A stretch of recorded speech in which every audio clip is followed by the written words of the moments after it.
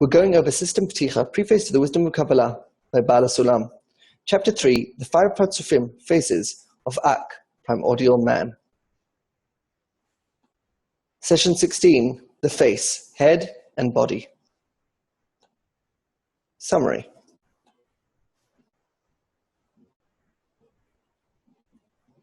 Summary by Baal Salam, number 26.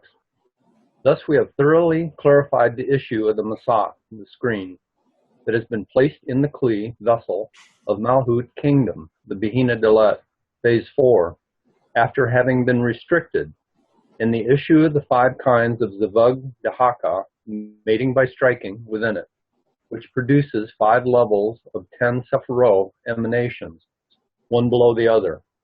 Now we shall explain the 5 Partsufim, faces, of Ak, Primordial Man, which precedes the world's Abia, emanation, creation, formation, and action.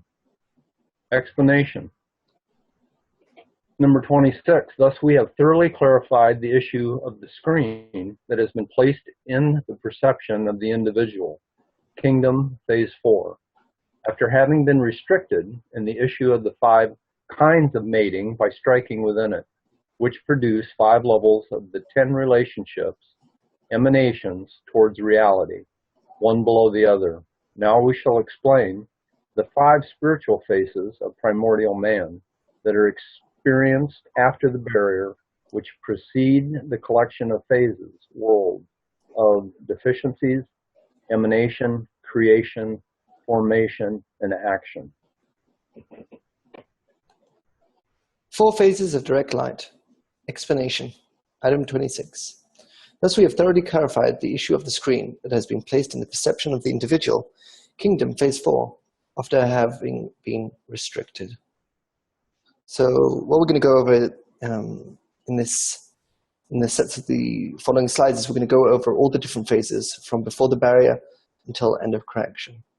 So we start with Keter Crown, which is the root phase, which is the preparation, which normally includes the still, the vegetative, and the animal that we see in reality. Then we have Chokhmah, wisdom, which is phase 1, humanity, which is, the people that we see around us in our reality. And then at 1.3, which is a subphase in Chokhmah, we get our passive point in the heart, which is the desire to want to know the meaning of life. And then we find the spiritual society, and then we reach the phase of Bina, which is understanding, phase 2, the spiritual society, where we suddenly categorize between normal people of humanity and people of the spiritual society, which are a subset of humanity.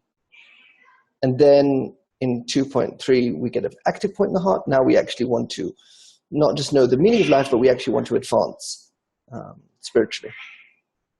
And then we reach Tiferet, beauty, which is phase 3, the group. This is where we go to clean concepts. Then at 3.3, we get a intense point in the heart. This is when we actually desire to become the creator. And then we reach Malchut kingdom, which is phase 4, the individual phase. And then when we cross the barrier, then we get a screen, a masach, that is placed on top of our individual phase, which is Malchut kingdom, and deals with interaction between ourselves and the group and the spiritual society, humanity, and the still vegetative and animal parts of our reality.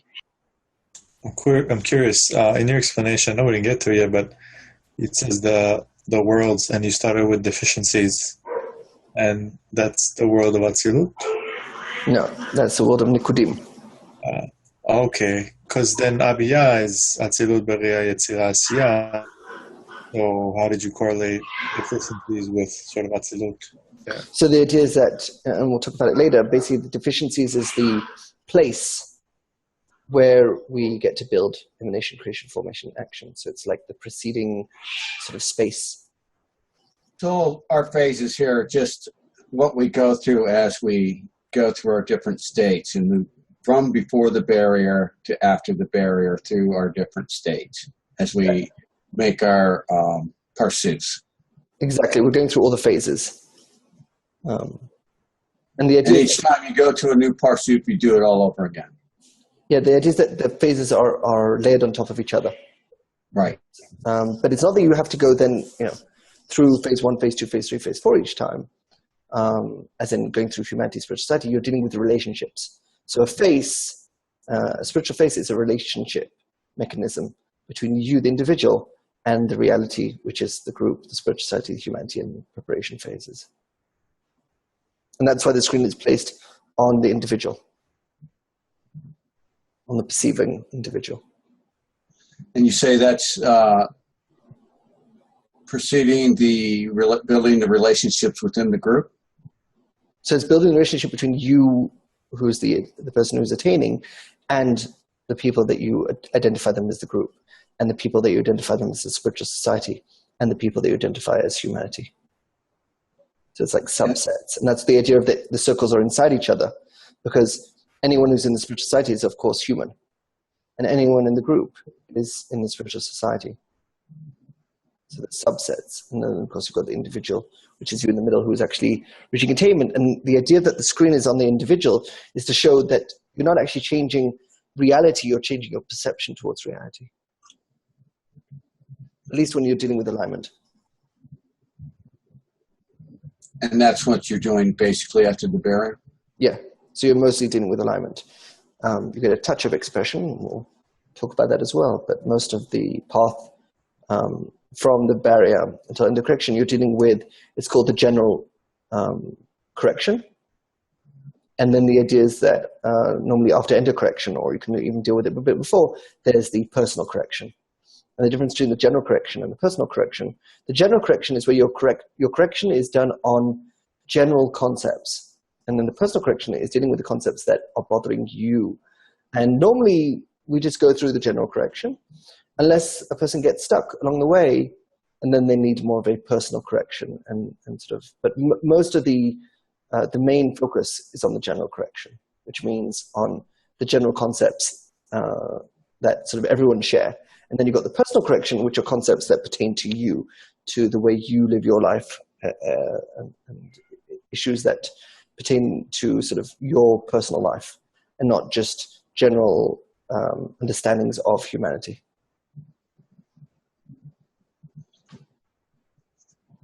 So the general is everybody has like, blanket coverage, and the personal is just more your unique style and clothing. Exactly. So there are concepts that apply to everyone, and there are concepts that sort of are applied to the individual.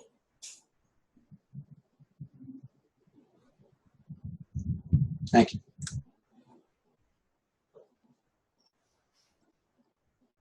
Let's move on. Mating by striking, and the issue of the 5 kinds of mating by striking within it, which produce 5 levels of 10 relationships, emanations towards reality, one below the other. So we went over this in the previous session. It's just to summarize. The idea is that depending on the coarseness that you have in your screen, right, so you've got Pchinot view, the degrees of coarseness, depending on your coarseness in your screen, that will allow you to clothe a certain amount of direct light, and therefore expose in it different relationships accordingly. So the idea is that if you have a coarseness of phase 4, of Bechina Daled, then you can clothe the direct light all the way up to Keter, crown. So the idea is that in the vessel of Malchut, kingdom, you will get the light of Nefesh, relaxation. In the vessel of Tiferet, beauty, you'll get the light of Ruach, modulation. In the vessel of Bina, understanding, you'll get the light of Neshama, protection. And in the vessel of wisdom, of Chochmah, which is wisdom, you'll get the light of Chaya, which is expression. And finally, in the vessel of Keter, which is crown, you get the light of Yechidah, which is singularity. If you only have Bechina Gimel, phase 3 of coarseness, then there's already a mismatch between the lights in the vessels, where you don't have the vessel of Malchut anymore, which is kingdom. Now you only have the vessel of Tiferet, which is beauty. And in that clothes the light of Nefesh, which is relaxation. And in the vessel of Bina, understanding, Ruach, modulation, clothes it. And in the vessel of Chochmah, wisdom, the light of Neshama, protection, clothes it. And in the vessel of Keter, crown, the light of Chaya, expression, clothes it. And if we have only the coarseness of phase 2, Bechina Bet, then we've lost the vessel of Malchut, which is kingdom, and the vessel of Tiferet and beauty. Now we only have the vessel of Bina, understanding, so the light of Nefesh, relaxation, clothes it. We have the vessel of Chochmah, wisdom, which the light of Ruach, modulation, clothes it. And we have the vessel of Keter, crown, which the light of neshama, protection, clothes it. And if we only have phase 1, Bechina Aleph, of coarseness, then we don't have the vessel of Malchut kingdom, we don't have the vessel of Tiferet beauty, we don't have the vessel of Bina understanding, we now have the vessel of Chochmah wisdom, which clothes with the light of Nefesh relaxation, and the vessel of Keter crown, which the light of Ruach modulation clothes it. And then if we only have Bechinat Shorish, the root phase of coarseness, then we only have one vessel, which is called Keter crown, and the light of Nefesh relaxation clothes it. What determines which degree of coarseness is activated? So on the path from the barrier until endocorrection, it's fixed. That you'll, depending on the phase you're in, you'll be experiencing these different states. And the idea is that when we go from face to face, and we'll go over this in a moment in the slides, when you go from face to face, you basically have like it's called the purification of the screen. But what that means is that the lights dissipate. And then you sort of build your next face. And then it's got less lights than before. And then the lights dissipate again, and then you build another face, and so forth, and it goes down accordingly.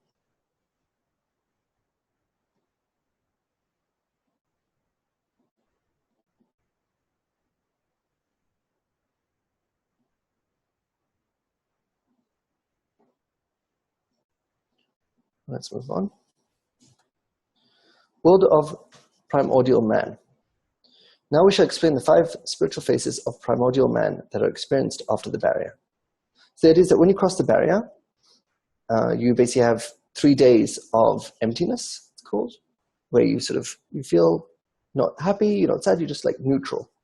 And then normally after 3 days you get your screen, and then you get filled with light, and you feel in the guf, which is the body, you feel the light of Yechida, which is singularity. And it's relative. So the idea is that in the world of Adam Kadmon, which is Primordial Man, its major sort of light we're dealing with is the light of Nefesh, which is relaxation. And then you have subsets of that light of Nefesh relaxation, and this is the different phases. So at the beginning, you're going to experience in 1.1, which is Partzuf, which is the face of Galgalta, skull, which is also called Keter crown. It's 1.1. And the idea is that you basically have a Rosh, which is a header, which is calculation of how much light you're going to receive and how much light you're going to push back, which is basically, we talked about it before, that you are taking ownership, you're taking causality of reality and saying, I cause reality, I'm the creator, I'm the experiences that I'm going through, I made them happen. And then in your guf, in your body, which means the way you feel is you feel the subcategory of nefesh relaxation, which is yechida, singularity. And so you basically got here the head, the body, and it goes beneath the tabur, the navel, which is basically the end of the parts of the face. Then, as we said, you have a purification of the lights dissipate, and then you feel emptiness, then the lights come back in, and in a new phase called Ab, which is Chochmah, wisdom, 1.1. And so you could say, well, why is it 1.1 here in both of them? Because the idea is that you are experiencing your first entrance of the lights and purification, and then entrance again. It's like you have like a solid sensation of the lights going in, going out, and coming back in.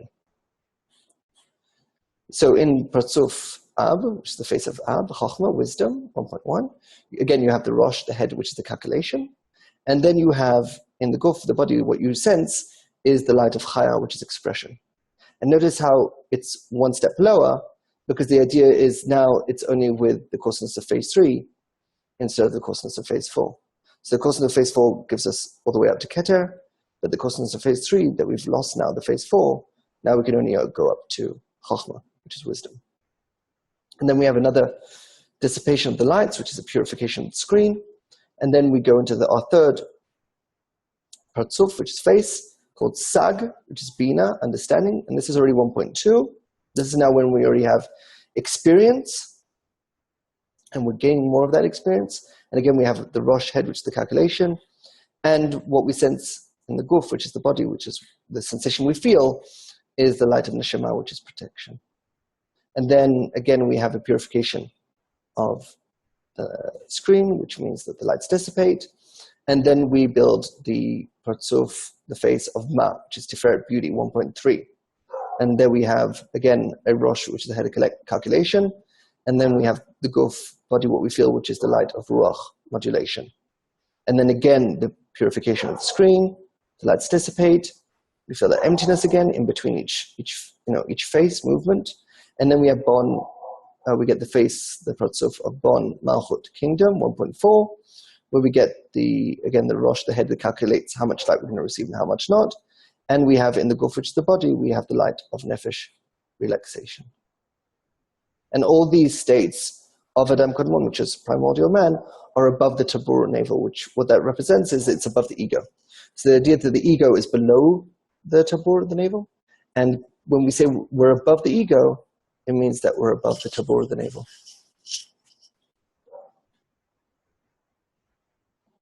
All right, move on. World of deficiencies. These precede the collection of phases, worlds of deficiencies. So then what we have is, in the Parzuf Galgalta we saw beforehand, we have the end, which is the Sof Galgalta, which is the end of the skull. And we're now like looking at the picture, what happens below the tabur of the navel. So this is basically the phases in the ego. And we have Sag, which was 1.2, when it's going through the purification of the screen from Sag to Ma, then what happens is that it basically goes beneath the tabur of the navel because of it's got basically the light of Neshama, which is the light of protection, which is the light of mercy considered. So the idea is that the light of mercy goes down and fills from the tabur of the navel to the Siyum Raglim, which is the end of legs. And then what happens is you've got the second restriction, where the end of legs, the Siyum Raglim, goes up to the parsa, the diaphragm.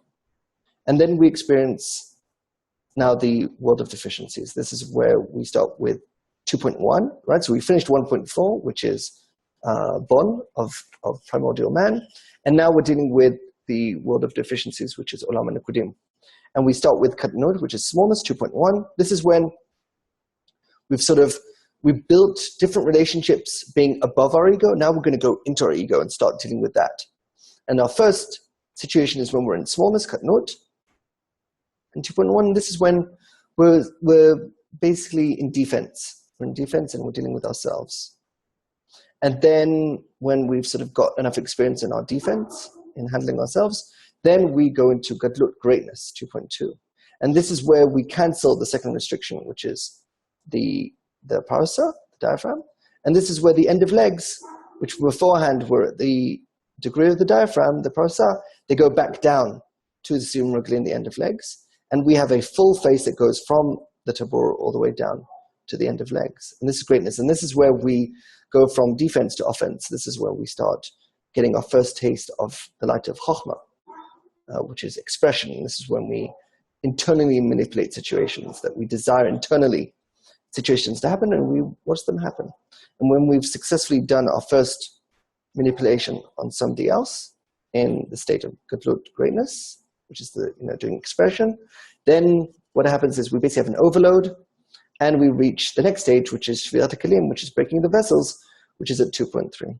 And this is where the parasa is restored, and because we basically we have an overload of power, and we basically fall from our GE, which is basically considered from the diaphragm above, from the parasa above, we fall into a chap, which is below the diaphragm, below the parasa, which basically, the concept of breaking the vessels is where you're trying, as you're feeling you as the creator, you're doing expression on a situation, and then you fall into it. So you fall into reality. And then you start complaining like a normal person in reality, and you have all different things that bother you. Normally it's your pain point that flares up again. And then you go to the process, normally where you go to the group and they basically tell you, oh, what you went through was breaking the vessels. Because normally when you fall into a shell normally in breaking the vessels, and it's very hard for you to understand where you are. Then where you get yourself back up, you understand where you are, then you reach 2.4, which is Bniyat Atzilut, which is the building of protection. This is in 2.4. And this is, you've lost your expression. You're sort of feeling sort of a bit powered down.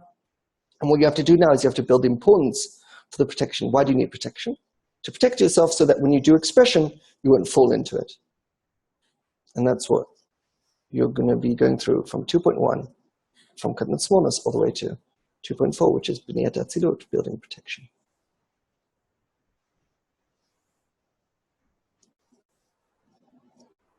When you speak of expression, is that expressions in spirituality? Yes. Or the expression only in spirituality? Yeah, so it's basically, the expression is basically the light of wisdom, which is Or Chokhmah.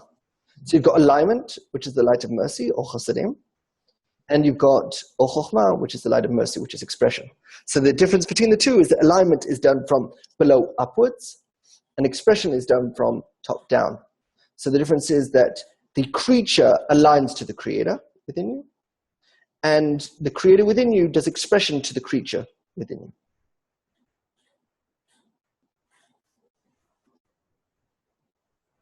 And the issue is you can't do expression if the creature is not aligned. So you need the creature to align to the creator, and then the creator can do expression on the creature. What does the expression consist of? The expression consists of having full confidence that you want something to happen in reality. You don't sort of have to sweat the details, right? You let reality sort of deal with the algorithm of that. But the idea is that you sort of, the difference between alignment and expression is, alignment is where you're aligning to a situation that's already happened. It's like something happens, and then you're very quickly aligning to it. The better your alignment, the easier you're able to recover or to respond to a situation you're going through. With expression, it's like super alignment. This is when you're doing more predictive behavior. This is where, I give this example of, the bus, right? So the bus is coming at 11 o'clock, and you've got 3 people. You've got the first person who comes to the bus is coming at 11, right? For all these 3 cases. So the first person comes to the bus stop, and the bus arrives, right? Arrives at 11. He arrives and he's like, oh, isn't that nice? I wanted a bus. Gets on the bus and goes down, right? That is a state of alignment, right? Where you suddenly see that reality aligned to what you wanted. You've got the second state of a person where someone's in a state of expression without alignment. This is where he wants the bus to come, right? But he has no alignment. So he expected the bus to come at 12:30, and it came at 11. So now the bus is late for half an hour. So he's frustrated. He feels darkness. And that's why we say that if you have the light of Chokhmah, which is wisdom, which is expression, without the light of mercy, which is Chasadim, which is alignment, then you feel Choshech, which is darkness. And then you've got the third person who 5 minutes before the bus comes, he doesn't even know that the bus is going to come at 11. He's like, you know what? I want the bus to come in 5 minutes. Comes to the bus stop, the bus is there. He's like, just the way I wanted it to be, right? The difference, and that's expression. That's expression with alignment. The difference between the first person and the third person is in the feeling of power. In the first situation, where the person's doing expression, this is when the person is sort of like, isn't that great that something happened? In the third situation, when the person is doing expression with alignment, he feels a sense of control. He feels like, I made this happen. And it's a much more powerful sensation.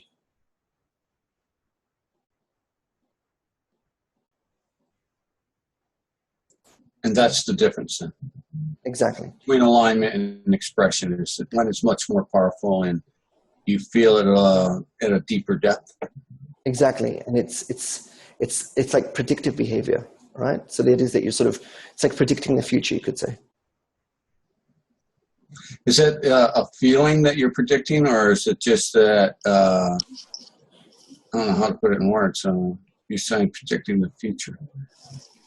It's like you're feeling the structure, you're feeling oneness with the system, right? You're the creator, so you're manifesting reality. Okay.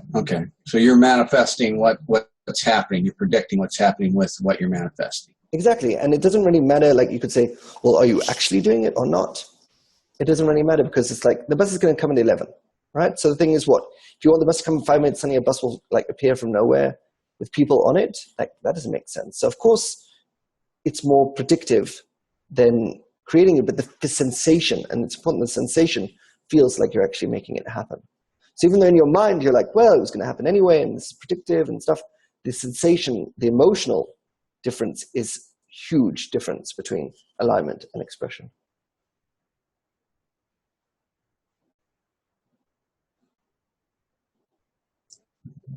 Thanks. No problem.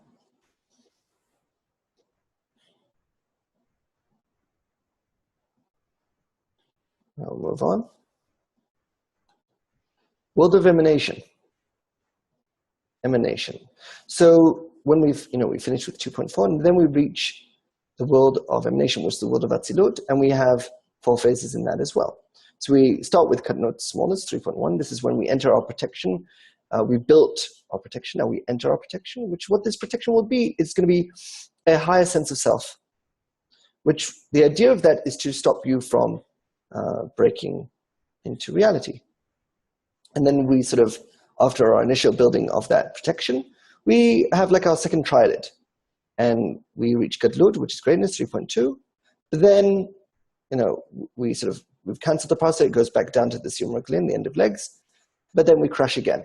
And that's called Chet Adam Rishon, the sin of the first man, which is 3.3.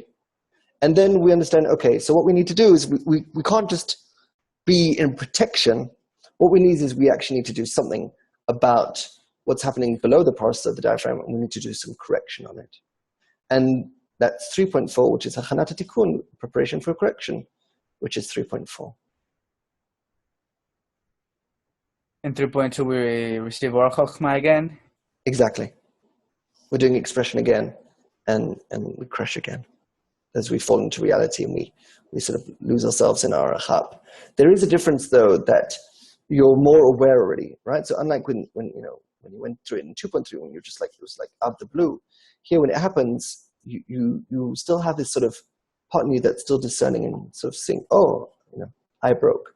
And one of the differences that they say is between breaking the vessels and the sin of first man is the breaking of the vessels is the breaking in the worlds, and the breaking of the first man is breaking in the souls. So it's more deeper, it's more internal.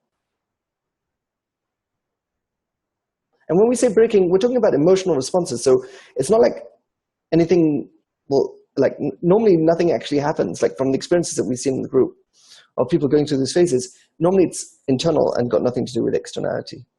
Even though the person might feel it towards a certain situation, but it's normally an emotional sort of outbreak that happens internally. It's not that something actually happens externally. I'm sorry, go ahead. What enables the transition from 3.1 to 3.2? The same transition that goes from 2.1 to 2.2. So the same? Yeah, so when you have enough confidence, then you sort of test yourself out. And then you start working with 3.2.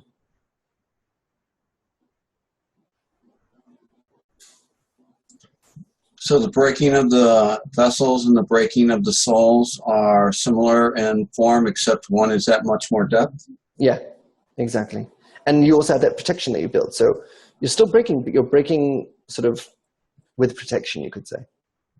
So in the first one, it's like you're breaking without protection. Here, you're already breaking with protection. So you still have some protection in you. It's easier for you to get out of it than with the vessels. What does protection provide? The whole idea is that if you're in your GE, which we said is, GE stands for Galgalta and Enaim, which is the skull and the eyes. And it's basically Keter, which is crown, and Chochmah and wisdom, which is considered above the parsa, the diaphragm. And then below the parsa diaphragm, you have Bria, Yitzir, and Asiya, which is creation, formation, and action, which is also called Ozen, which is ear, Chotem, which is nose, and Peh, which is mouth. Right? They correspond to each other. And then the idea is that you basically fall from being the controller, which is the GE, to the controlled, which is the Achab. So you're trying to control something, and then because you're trying to control something, so where's your state of mind now? Now your state of mind is in what you want to control. So then you lose yourself from thinking as the controller, you fall into the controlled. And the idea of the protection is to protect you so that you sort of, you want to stay in the controller while you're controlling something. So the protection allows you to stay in the controller, right?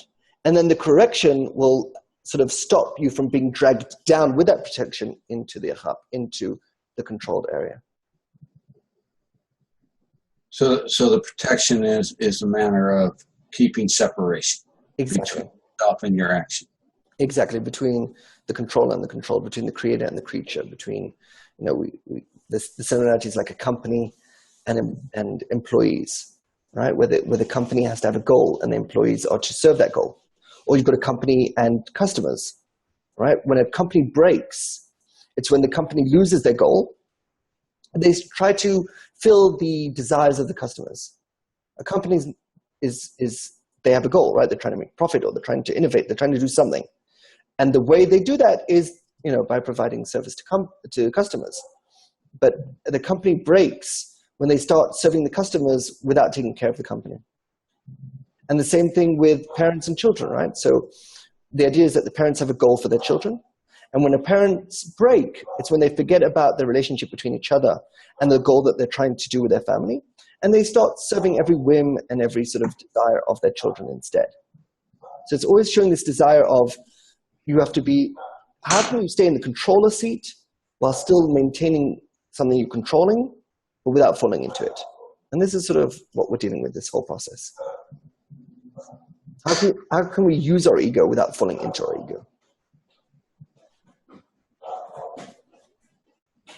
So it's about using our ego without falling into it, or keeping separation between your intent and your ego. Exactly. Thank you.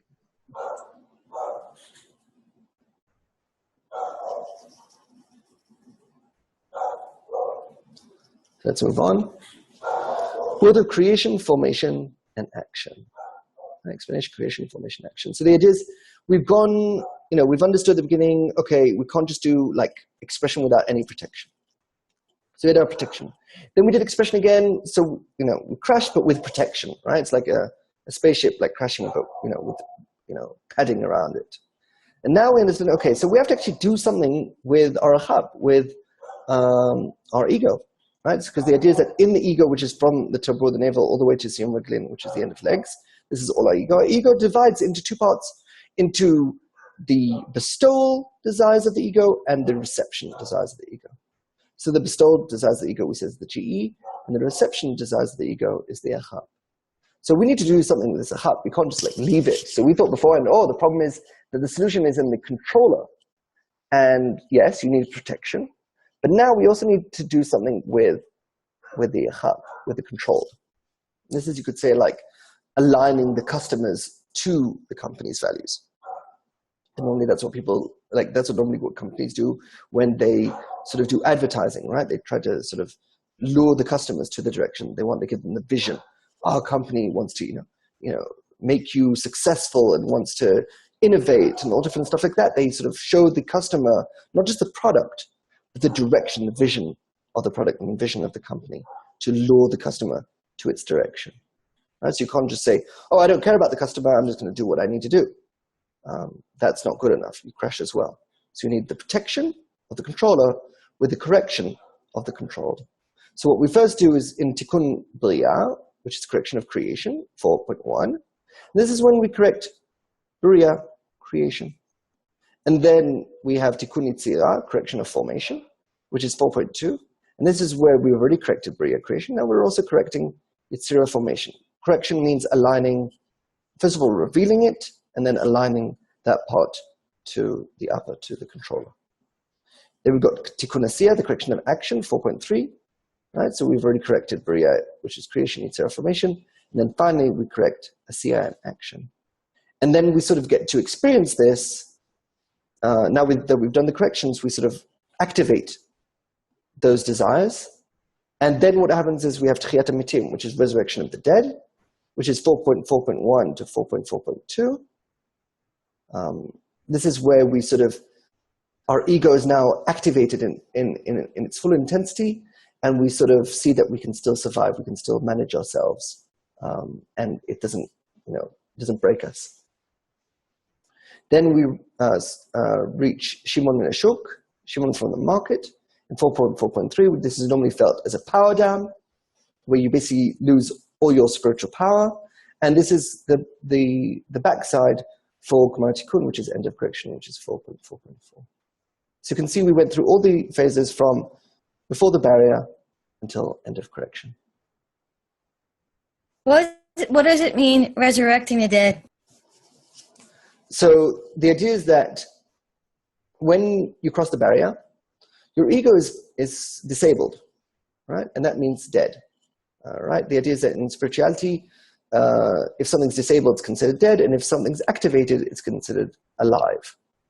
So the idea is that when you go through resurrection of the dead, your ego is now going to be activated in its fullest degree, and you're going to have to now handle it, right, with that intensity. Because remember, the ego that you had before the barrier you lacked details, right? So even though you had your full ego, but you didn't have you could say, the power of the screen to apply on that ego. So when you cross the barrier, your ego of phase 4, which is called below the top of the Deifel, gets deactivated. And when you go into the world of the deficiencies, it gets activated in a sort of the smaller amount.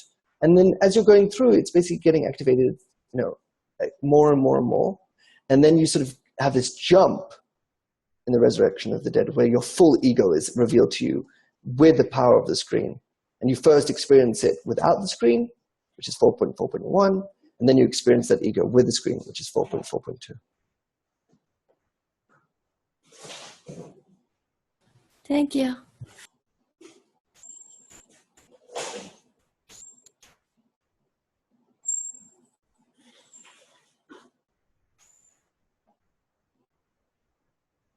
Let's move on.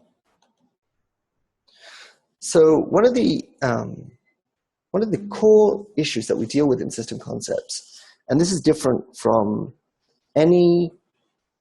basically any other method of Kabbalah that's taught, is that we go through the phases. So when we're learning, Talmud Sefirot, or we're learning Pticha, which is the Preface of the Wisdom in Kabbalah, or we're reading the Zohar, or reading any Kabbalah material, most people feel that, or think that when we're reading material, it's got nothing to do with us. This is dealing with the spiritual world. This is dealing with the cascading of this creature that goes from Ein Sof, boundless, all the way down to our world, right? And we feel like, we used to be connected at some source, but it's like it's all unconscious.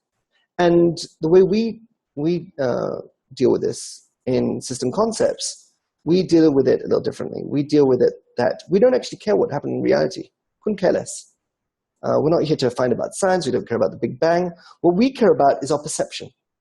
And the idea is that the Kabbalists hid the wisdom, where the idea is that the path that they wrote of going from Ein Sof to this world is the exact path we go through in our perception.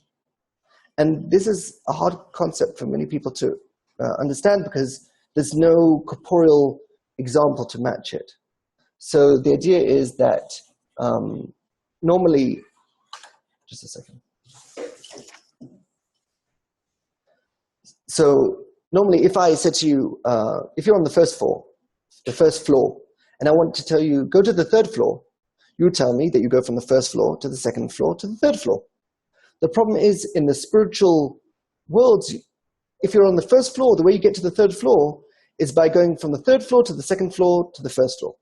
And you're like, wait a second, didn't you tell me to go to the third floor? It's like, yeah, the way you reach the third floor is by going from the third floor to the second floor to the first floor.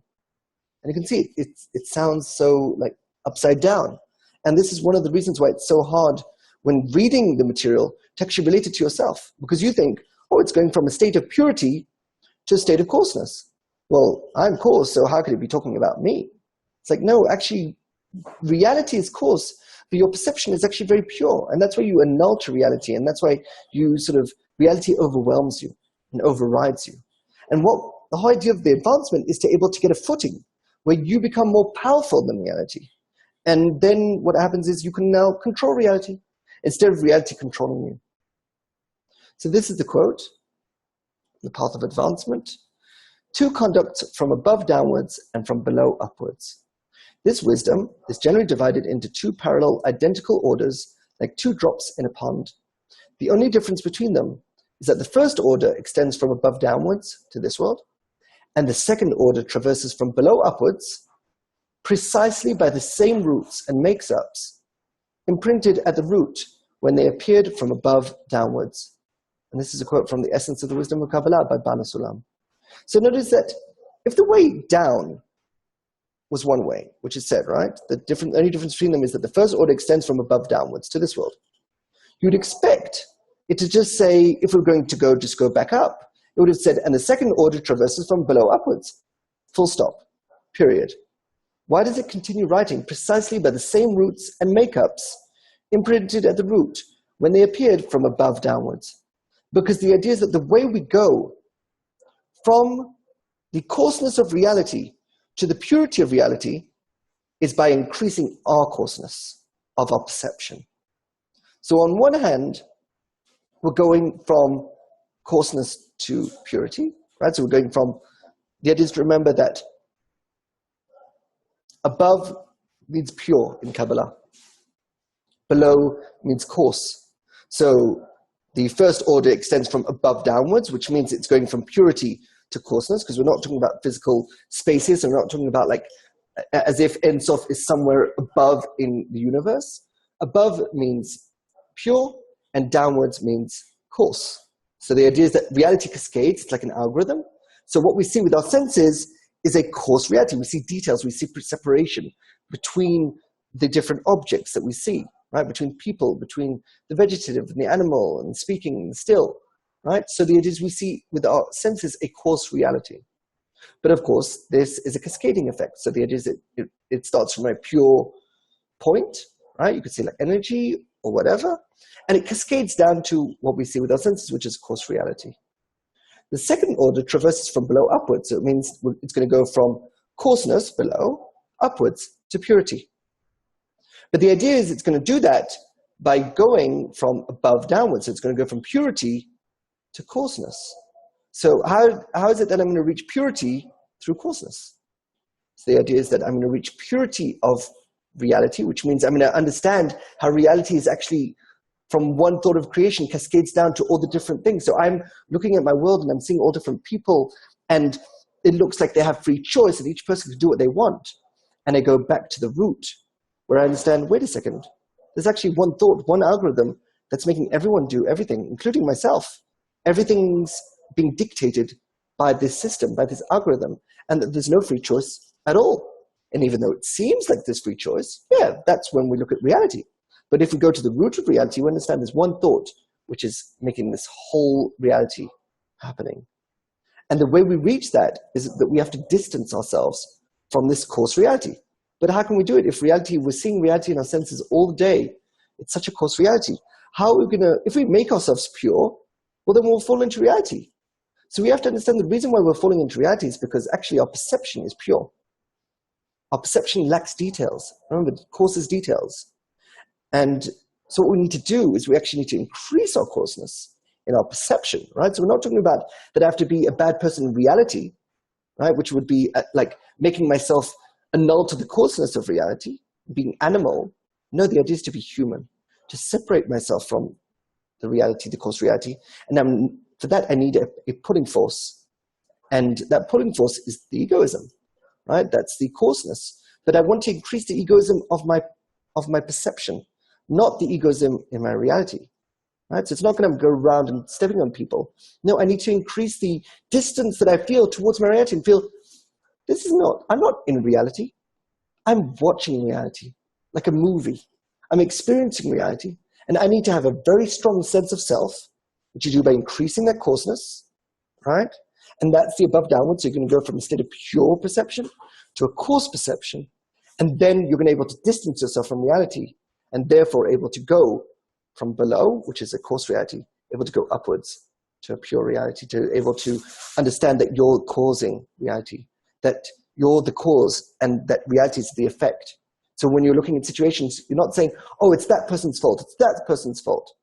Or that you're thinking there's some kind of creator outside of you, some deity. Oh, I've got to appease the creator in the sky, in heaven. It's like, no, you are the creator. You've got to realize your importance of your sense of self.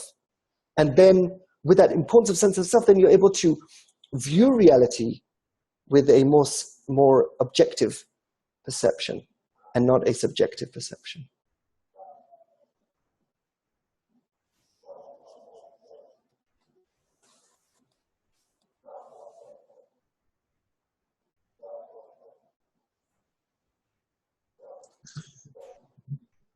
So does dressing the purity of our perceptions in our coarseness, clothing our perception in that coarseness, that helps us get control of it, of our ego? So the idea is that we want to reach a point where we're above our ego, so we're able to manipulate and control our ego. But for that to happen, we need a matching coarseness to match the coarseness of our ego. And that's what we build after the barrier. We're building that, even before the barrier, we're building this coarseness towards our reality, to be able to separate ourselves from thinking that we're just another person in humanity, or just another person in spiritual society, or just another person in the group. No, we're the individual. We're a special. And that's the Yichidei Gula. We become the only individual. And then everybody else we see are relative to me. And then what I can do is I can apply filters, which is what the screen does. I can apply filters and conversions to what people say to me or what I experience. And instead of taking them face value, so if someone says, oh, Zaka, you're lazy, and normally that's considered derogatory, a bad thing, it's like, well, so you're saying I think before I do things. So you're taking something that is, most people would interpret it as something bad. You actually convert it into something good. You actually understand how the world has been supporting you. And then you can actually look back in your life and suddenly see all different experiences you went through and understand, wait a second, I was just looking at it from the wrong perspective. And by actually having a targeted perspective, then I can view reality and manage my day-to-day life in a position of power instead of a position of tension and victim mentality. So our perception changes. Yes. And not our body. Our body stays exactly the same. Our physical will to receive stays exactly the same. If you have any physical issues, like if you don't have a leg, in corporeality, you can reach whatever degree you want. We won't suddenly grow a leg. Right? So we're dealing here with perception, not with reality. So the first order that extends from above downwards is reality. And the second order that traverses from below upwards through the same way that reality cascades is our perception, the perception of reality.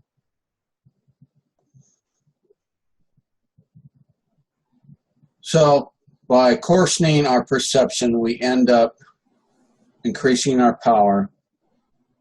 And at the same time, golly, I got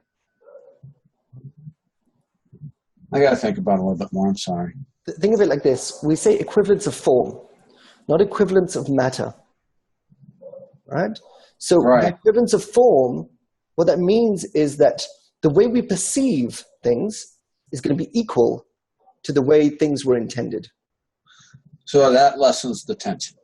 Exactly. And the power becomes by the separation and understanding of how to control your ego. Exactly. And how to control the reality that you're living through. Because suddenly reality comes from living in reality, right? Which is like, well, I've got these other people, I've got to manage it. You become to know, I'm playing a game. I've got the controller. So by moving the controller, I can actually manipulate things and have a sense of control, power, that if anything's going wrong in my life, I don't need to blame anybody. I don't even have to blame myself. I just need to learn about, first of all, accept it, then discern it, and then internalize it. And that's what we go through, the way we learn it in system concepts. We learn the world's not as something that happened, that it's got nothing to do with us. This is the Ein Sof, this is the pure creature. No, this is the path that we're going to go through. We go through the 4 phases of direct light. We go through humanity, spiritual society, the group, and the individual. Then we cross the barrier, we get our screen. Then we go above our ego. And then we sort of build the phases of Primordial Man. We go through those states, we feel them. We're not learning about something that happened. We're learning not about our past, we're learning about our future. And we're going to experience that future as we advance through it.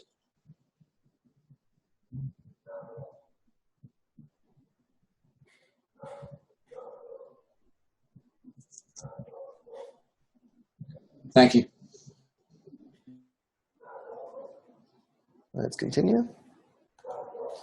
Observation and expansion. Observation and expansion. Ballaha Salam.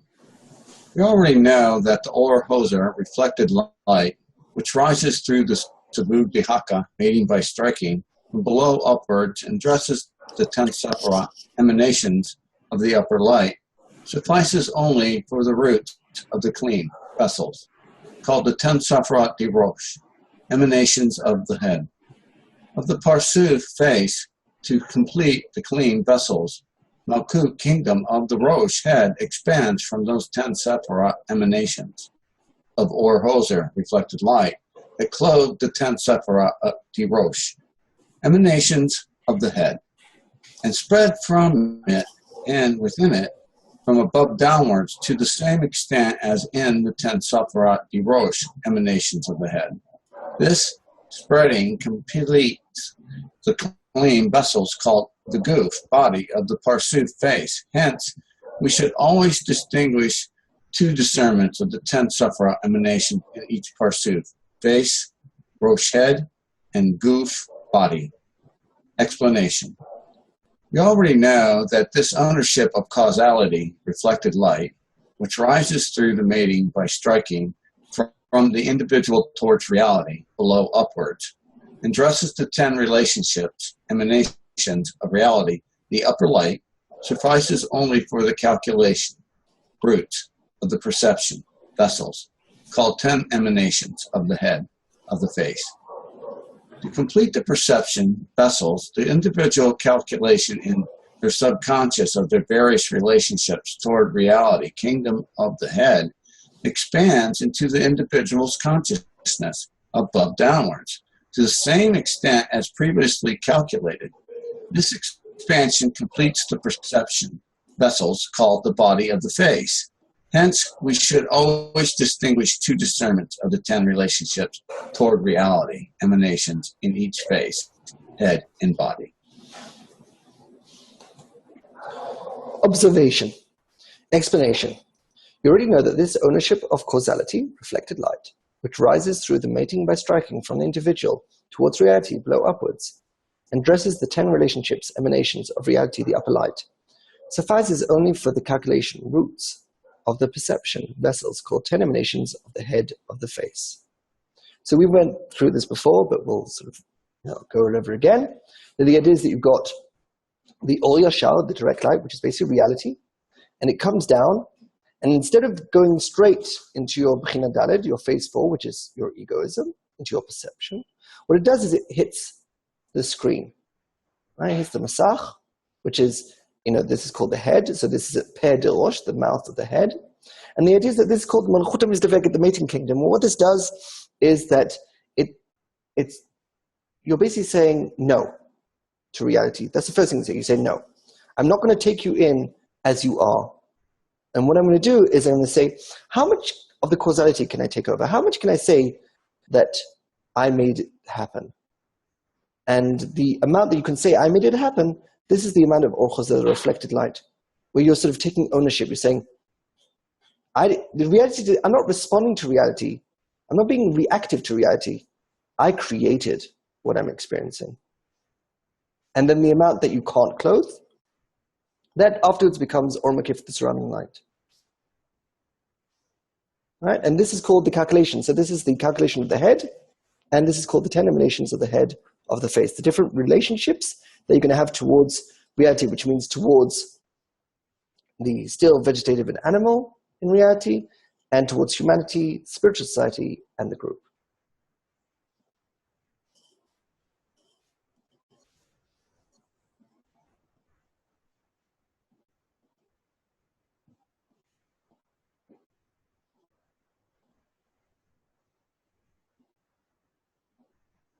Let's move on. Expansion. To complete the perception, vessels, the individual's calculation in the subconscious of their various relationships towards reality, kingdom of the head, expands into the individual's consciousness above downwards to the same extent as previously calculated. This expansion completes the perception vessels called the body of the face. Hence, we should always distinguish two discernments of 10 relationships towards reality, emanations in each face, head and body. So the idea is then what happens is that the screen expands, right? The screen grows. And then inside the screen is where we receive the inner light. So basically, you've got the direct light, the Oriya shower of reality, gets clothed inside the screen, right? And that becomes the reflected light. And this is what we basically perceive. This is taking ownership, the causality. Instead of I'm receiving reality, it's like, no, I made it happen. And that sensation is called inner light. And it's in the body of the Partzuf, of the spiritual face. Right? It's not talking about a physical body, of course. And the toch, the inner part of the face, is where we feel that sensation of control over reality. And then we have the part that we couldn't receive, which became the Orva Kit surrounding light. The sensation of what we weren't able to control is called Ornikeva, female light. And the idea of female is saying reception, right? So male in Kabbalah is bestowal, and female in Kabbalah is reception. So the idea is that here we feel sort of a sense of what we couldn't take control of in reality, and therefore we're still feeling there in our original ego, we're feeling that sense of reception of like, oh, I didn't cause this, right? So therefore it's only Or Choser, it's reflected light and not the inner light. You can't actually receive the direct light. You can't empower you. You're still feeling there a state of tension in the end. And the Tabul the navel is what is referred to when we say the Malchuta Mesiyema, the ending kingdom, because it's ending the sense of control. And the Malchuta Mizdaveket, the mating kingdom, is what is doing that clothing of saying, I made this situation happen. And so it's not that I'm reacting to what is happening outside of me. I'm rather being active to something that I caused within me.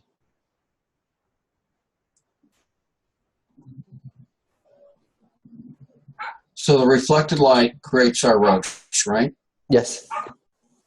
And the Rosh, is it from that first striking then creates the goop, or is it a different striking that creates the goop after that?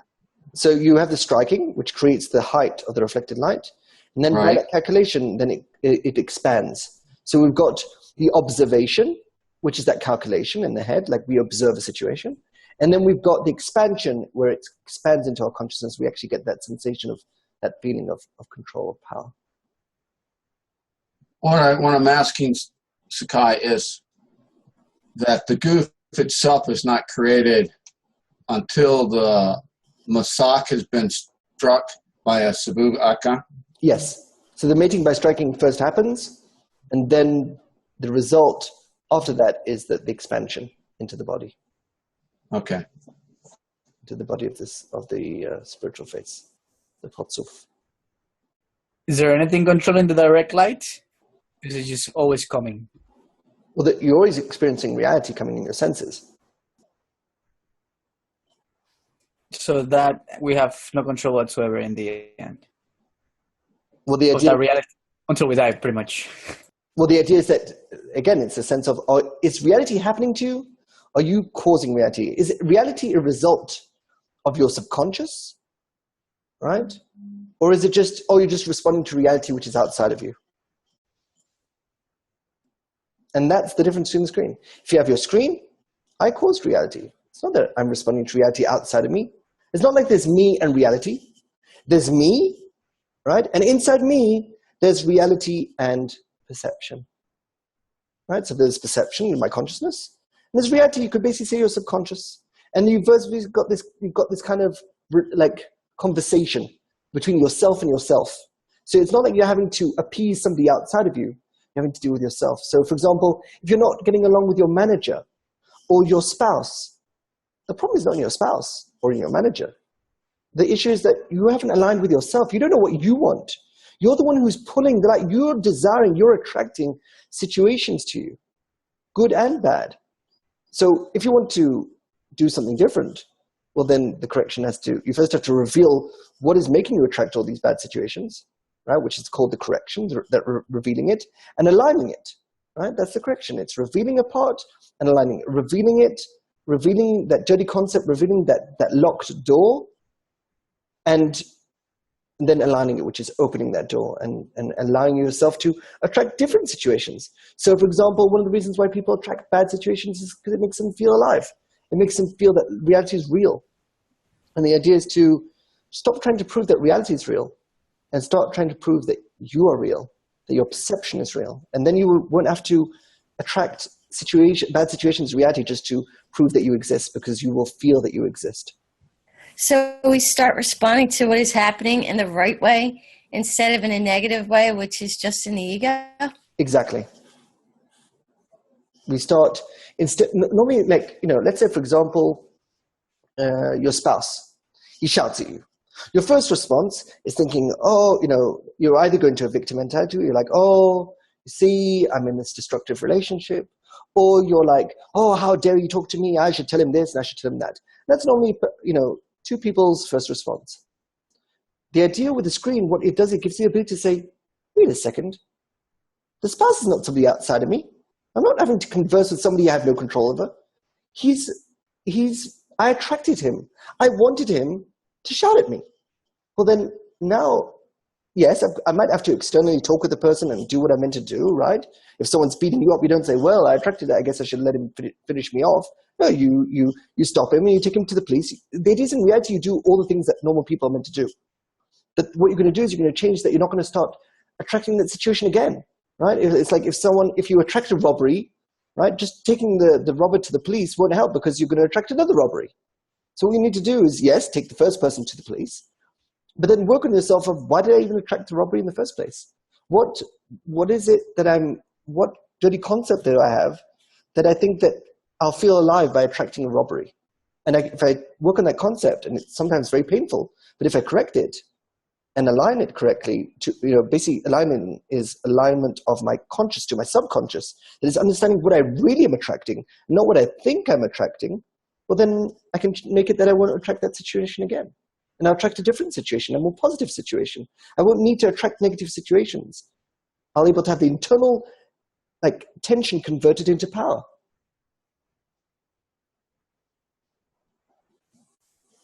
Sakai, in corporeality, there is reality. So I'm thinking that there's nothing there that we can do because it's already there. And the only way to change reality is working within our spirituality, right? Well, where is reality coming from? It's my perception. Exactly. So basically your subconscious is attracting experiences, right? Everything's going on in your brain, just like we know that there's no color in the universe. Color is a human concept, right? In our brains, we convert certain waves into colors, right? The idea is that, and this, quantum physics sort of really showed how it's all about the observer.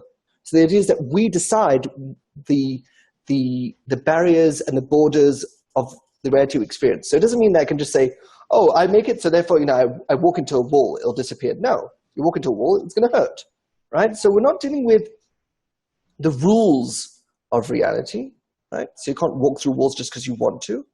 We're dealing with how they manifest. We're dealing with the situations you are attracting, right? So instead of attracting abusive relationships, you can attract good relationships with people.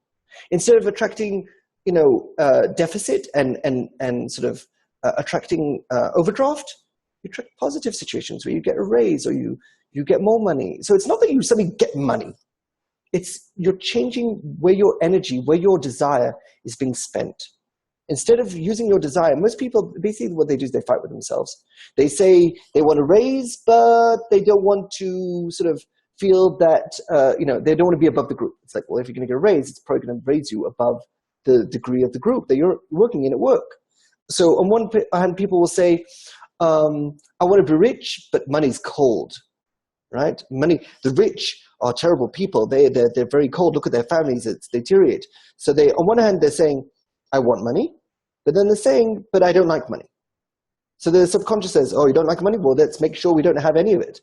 And then you're consciously like, I don't understand. Why is I'm in overdraft? I don't have money. I need money to survive. It's like, don't you understand? You have this conflict within yourself of these two concepts, and they're hitting each other. And they're fighting each other. And what you need to do is realize that and stop fighting with yourself. Reaching end of correction is when you've revealed all your parts and you basically reach sort of like your first state where you're not fighting with yourself anymore. And does it mean that it's over and that you have no more work to do? No, there's loads of work to do even after endo correction. But the idea is that you're sort of, you could say you're not fighting with yourself on a general perception. You might be still fighting with yourself on a personal perception, with the concepts related to you. But in the general concepts, you understand you're the creator and the creature. You understand to do expression to the creature and to align the creature to the creator. Right? You understand that you don't need to attract bad situations for you to feel good with yourself. You can attract good situations and still feel good with yourself. You basically raise the value of self. What we're talking with the entire path is saying, I matter. I am important. Instead of feeling that reality is important and I'm nothing. Look at me, I'm just a small person compared to this huge reality. No, I'm the most powerful being on earth. I am the creator. I'm worthwhile. I'm useful. I'm worth something. I'm worth everything because I'm making everything happen. So therefore I have to be more important than the thing I'm making.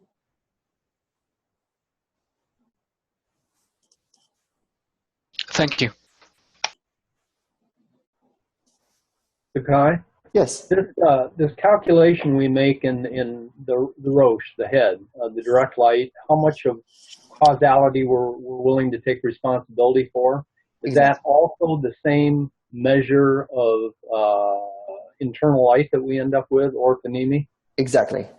So Okay. the amount that we take causality of is the amount that we actually get to feel like I made it happen. Right. I mean, that was probably self-evident, but I couldn't see that at first. Thank you. After a correction, does this mean that we take all the causality? Like Yes. we're able to at all times, except Well, right? yeah, we take all causality unless we fall into a shell. You can fall into shells after correction as well. Mm-hmm. But in this case, you are determining the level of coarseness you're using to attract reality, and right? Exactly. Okay. So one of the differences between before endocorrection and after endocorrection is that before endocorrection, it's like you're going through fixed states. And after endocorrection, you sort of get now that it's independence where you can sort of decide what state you're going to be in.